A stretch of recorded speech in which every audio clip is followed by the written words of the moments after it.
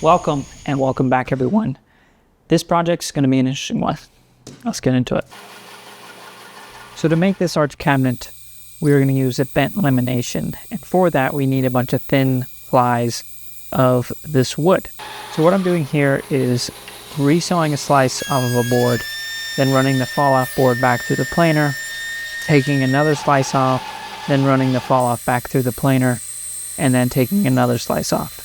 And this to ensure that I get a bunch of thin slices with one smooth side that's been ran through the planer, and then we have one rough side from the bandsaw. And then we're going to use what's called a veneer sled in our planer to get these as thin as we possibly can. Now a veneer sled might sound fancy, but it's super simple. It's just a flat substrate that we're going to use double stick tape to adhere our piece of wood to. Now this is important to do if you're going to make thin plies with the planer, because if you were to just run these thin slices through the planer, odds are they would get sucked up and completely destroyed. So you kind of have to use this method to get these thin plies. But as the name suggests, this is a veneer sled, so you can also make thin veneers for any sort of veneer work you would do where you'd need shop-made veneers. Now a drum sander is the best tool for this to make very thin pieces of wood, but I don't have that, so we're working with what we got. Now the form is what I thought would be one of the easier parts of this project, but unfortunately I had to rebuild it a second time because I made a pretty big mistake, and I'll kind of explain that as I get to actually assembling the form. But the material I'm using here is just the cheapest 3/4 plywood that I could find. This form doesn't have to be anything fancy. It just needs to be sturdy enough that we can clamp and bend around all these plies together to make this bent lamination. So the first thing I'm going to do is make a pattern, and then from there I can transfer that onto 3 other pieces. Now the cabinet itself is 6 inches deep, so 3 pieces of 3/4 inch plywood isn't 6 inches. So my original idea was to just make 3 solid pieces and then add some spacers in between to equal out to that 6-inch wide that we need for the cabinet, the bent lamination.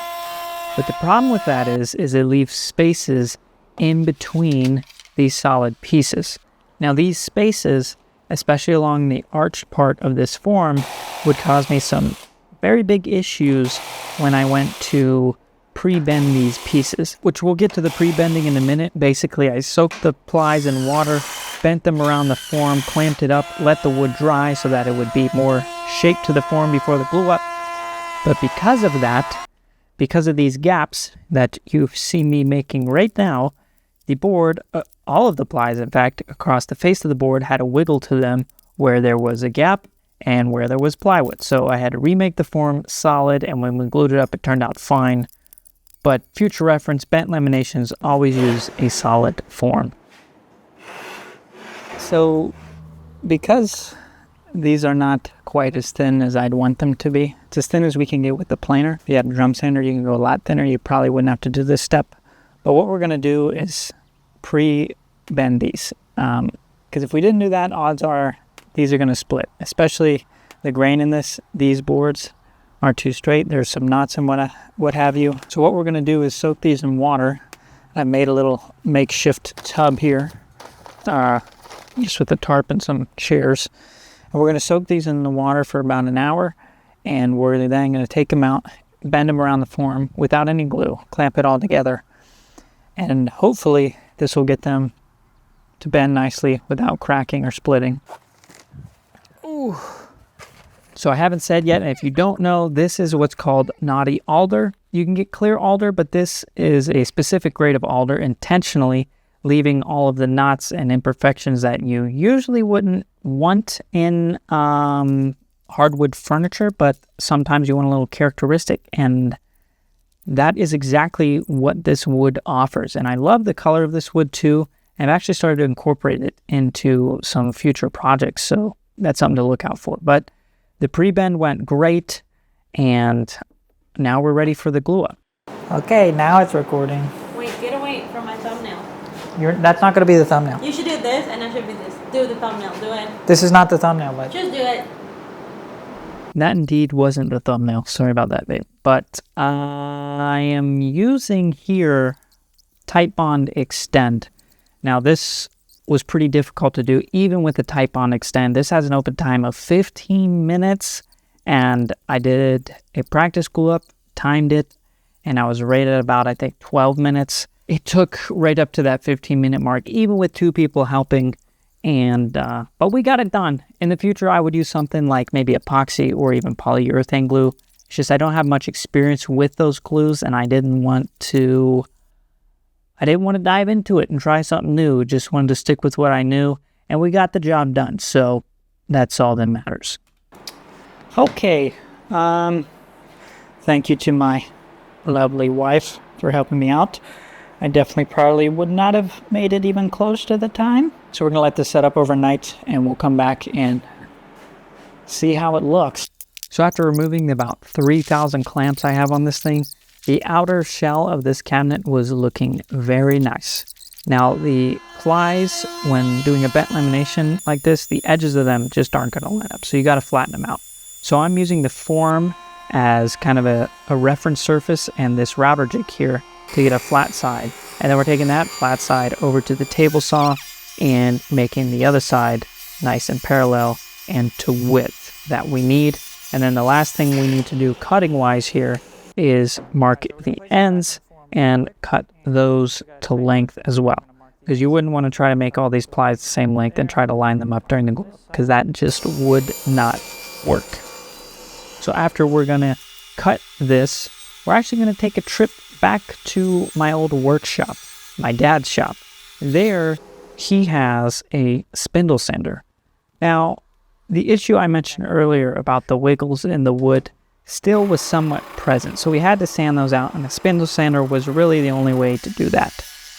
Had those wiggles not been there, the spindle sander may have not have been necessary, but definitely saved me in this project. So thank you, Dad, for having that spindle sander. Now, most of my projects, when I design them, the final result usually is a little different from the original design. And the original design of this cabinet here, the back panel, I wanted to do sort of a tongue and groove back panel, but for a bunch of reasons, I just decided not to. So what I'm going to do instead is just make a flat back panel, just one big panel. So I'm resawing a bunch of slices, surfacing, and edging all of the pieces to glue up just one big panel. I think this actually looks better, especially with the amount of characteristic that this wood has and the little details we're going to add. I think a tongue and groove panel would have just made this have way too many things going on. Plus I was a little strapped for time here, and the design was kind of my choice anyway. So I went with this, and I think design-wise, not just because it saved me time, but I honestly think design-wise it looks better with just this flat panel. So some people try to wipe the glue when it's wet, some people don't. I sometimes do, I sometimes don't, just depends on the mood I'm in. I didn't this time, so I'm just using this paint scraper to scrape it off. It comes off pretty easy. I know some people say otherwise, but we're going to give this a quick sand, and we are going to then go back to our outer shell here and route the groove for this back panel.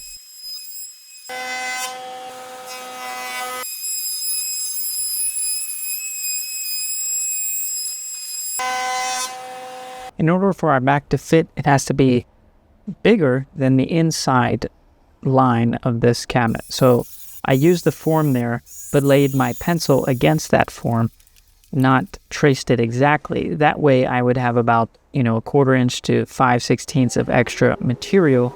And I cut first out of a 1/4 inch piece of plywood just to do a test fit. And then we will actually take it onto our actual panel and cut it out once I knew that it was going to work.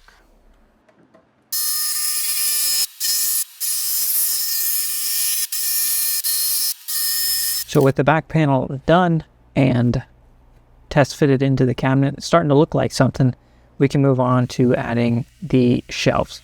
So the bottom shelf of this is just going to be a rabbet joint. Just a groove on the bottom of the cabinet with some glue, and I ended up adding some through dowels at the end. And that's going to be the bottom joint. The two middle shelves are going to use a sliding dovetail. The reason I didn't use this at the bottom is because the bottom part of the dovetail would likely break off pretty easily just because of the direction of the grain, and so the rabbet joint works great there. But the sliding dovetail works to help hold the cabinet basically parallel each of the sides, and so I made just a little makeshift jig here.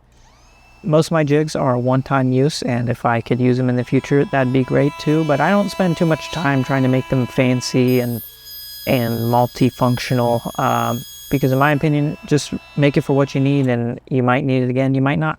But this is a lot quicker, saves me time. You can see I got some reference marks as to where I would lay it out and put things. But with the negative part of the dovetail done on the cabinet carcass itself, now it's time to add the positive end onto the shelves. So getting the shelves made, we're just ripping them to width. I had planed them down to thickness as well and cut them to length, and then we just take them over to the router table to put the positive end of that sliding dovetail. Now when you're doing a sliding dovetail like this, you don't want it so tight that you're having to hammer the shelf in. You want to leave some space so that the glue doesn't just automatically squeeze out when you put the joint together. So you got to be mindful of that. The other thing is that this is a blind sliding dovetail, so you don't see on the front side of the cabinet the dovetail itself. So we had to cut a little notch off of the front there, as you see, and this just allows for the front of the shelf to look nice and you don't see the actual routed part of that dovetail. Now the little details I talked about adding to this cabinet were these little bow ties here.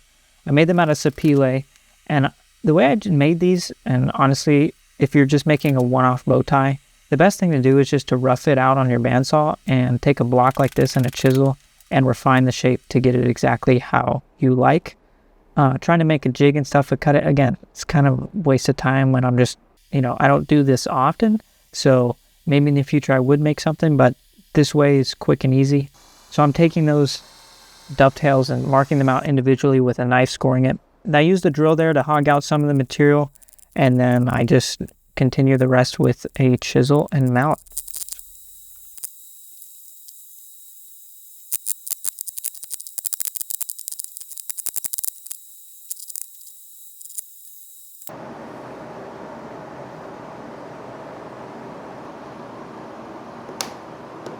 After getting those glued in, a couple passes with the hand plane and a quick sand, and this little detail I'm really starting to like. I did a little color pop here, as you could see, just to see how it was going to look.